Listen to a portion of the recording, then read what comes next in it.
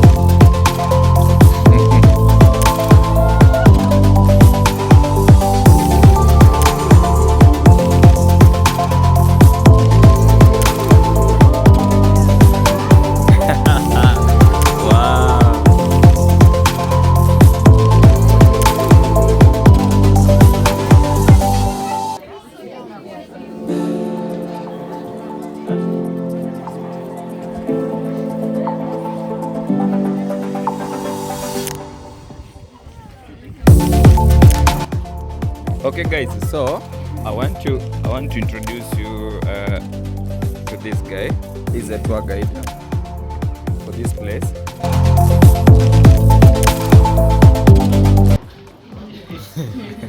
So the two people that founded the center, the late York and his wife, the late Betty, they founded the center. We have like migration of giraffes from Uganda to Kenya, Kenya to Uganda, because these ones are found in the western side.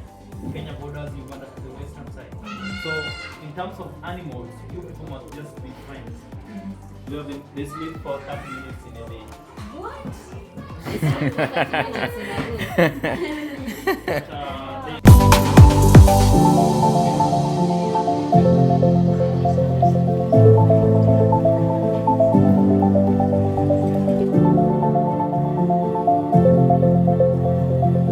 Wow. Wow, do you see there? Yeah. Wow, yeah. So nice. This one is nice.